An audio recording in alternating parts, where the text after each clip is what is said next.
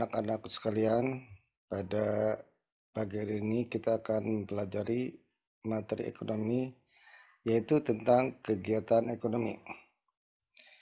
Kegiatan ekonomi pada garis besarnya meliputi kegiatan produksi, konsumsi, dan distribusi. Baik anak-anak sekalian, kita bahas satu persatu tentang kegiatan ekonomi tersebut. Yang pertama adalah produksi. Apa yang dimaksud dengan produksi? Produksi adalah kegiatan yang menghasilkan suatu barang atau jasa, atau diartikan sebagai kegiatan yang menghasilkan barang atau jasa, atau kegiatan yang menambah nilai guna barang atau jasa. Itu disebut produksi. Adapun faktor-faktor produksi ada 4. Yang pertama, faktor alam atau sumber daya alam. Alam adalah bahan yang ditemukan di alam dan dapat digunakan untuk keberlangsungan hidup manusia. Sebagai faktor produksi, sumber daya alam digunakan sebagai bahan baku. Diambil contoh misalnya tanah atau lahan, hutan, air, bisa juga barang tambang. Faktor produksi yang kedua adalah tenaga kerja.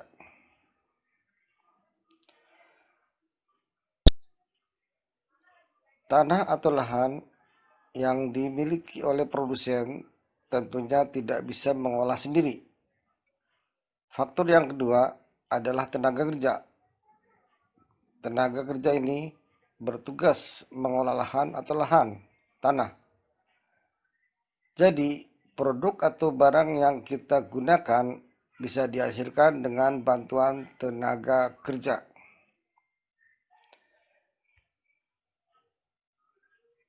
Nah, di sini ada beberapa jenis tenaga kerja. Yang pertama, tenaga kerja terdidik.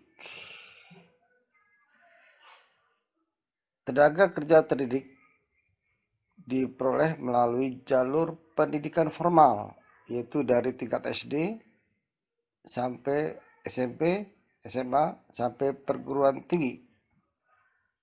Contoh daripada tenaga kerja terdidik adalah misalnya dokter, arsitek, pengacara, guru. Yang kedua, tenaga kerja terlatih. Tenaga kerja terlatih dihasilkan melalui latihan atau kursus.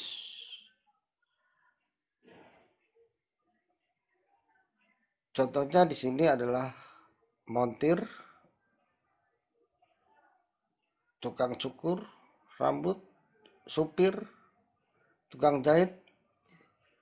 Pokoknya kegiatan ini melalui latihan-latihan terlebih dahulu atau yang disebut sebagai kursus. Nah, jenis tenaga kerja yang ketiga adalah tenaga kerja yang tidak terlatih dan tidak terdidik. Tenaga kerja ini tidak perlu pendidikan formal atau tidak perlu pelatihan. Contohnya misalnya tukang angkut sampah, tukang parkir, tukang angkut barang di pelabuhan.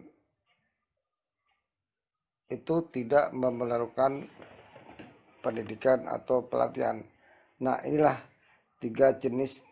pembagian tiga jenis tenaga kerja. Nah, pada garis besarnya faktor produksi ada 2, yaitu faktor produksi asli dan faktor produksi turunan. Apa itu faktor produksi asli? Faktor produksi asli adalah faktor alam dan tenaga kerja. Sedangkan faktor produksi turunan, modal, dan kewirausahaan. Baik, kita lanjut pada faktor-faktor produksi yang ketiga. Tadi faktor alam, tenaga kerja. Yang ketiga adalah faktor modal. Kamu pasti sering dengar kata-kata modal. Modal tidak hanya berupa uang saja, tetapi bisa juga berupa mesin, bahan mentah yang digunakan untuk proses produksi, atau gedung perkantoran juga disebut sebagai modal. Yang keempat adalah kewirausahaan.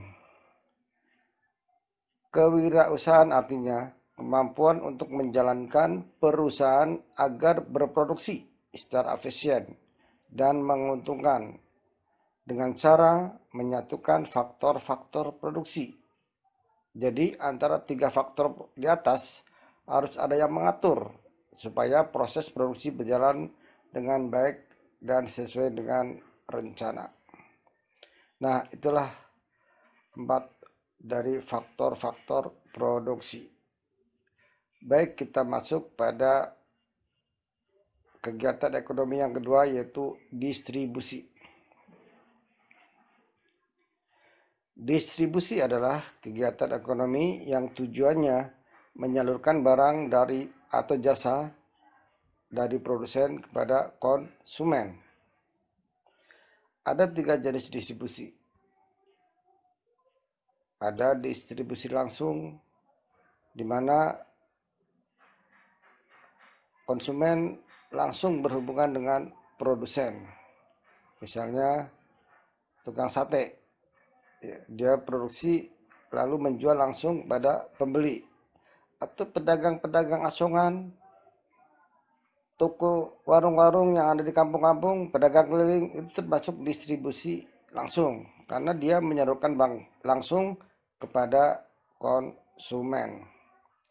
Ada juga distribusi semi langsung. Distribusi ini menyalurkan barang dari produsen tapi tidak langsung kepada konsumen. Dia membuka cabang tapi masih bagian daripada pabrik tersebut.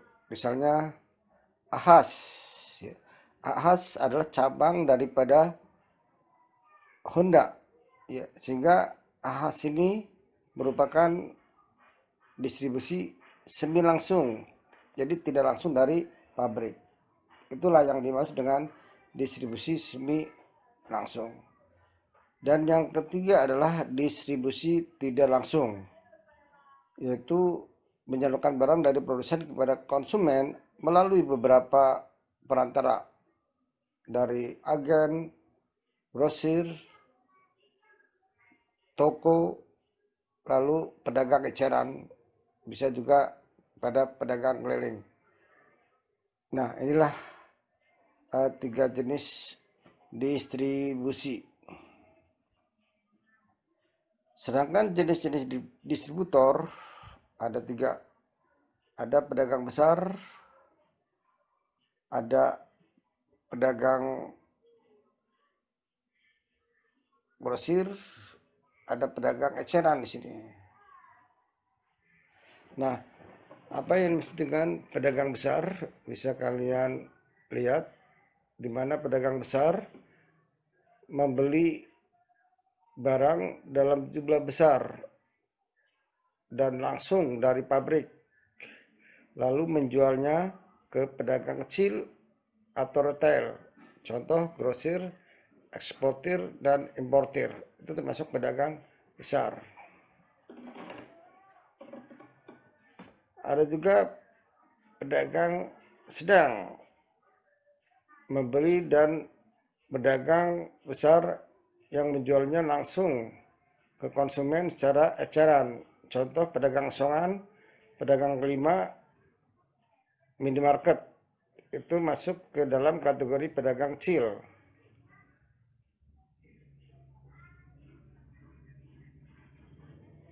Nah, itulah beberapa jenis daripada distributor. Baik, kita masuk pada yang ketiga. Di samping ada distribusi, produksi, yang ketiga konsumsi. Apa itu konsumsi? Konsumsi adalah kegiatan ekonomi yang mengurangi atau menghabiskan nilai guna dari barang atau jasa. Contoh, ada seorang keluarga yang sedang mengkonsumsi makanan. Nah, di sini mereka adalah kegiatan menghabiskan barang, atau bisa juga mengurangi nilai barang. Misalnya, kalian belajar di sini menggunakan pensil, tas, dan sebagainya, itu tidak langsung habis, tapi berlarut-larut, lama-kelamaan akan rusak dan akan dibuang. Itu namanya mengurangi nilai guna barang.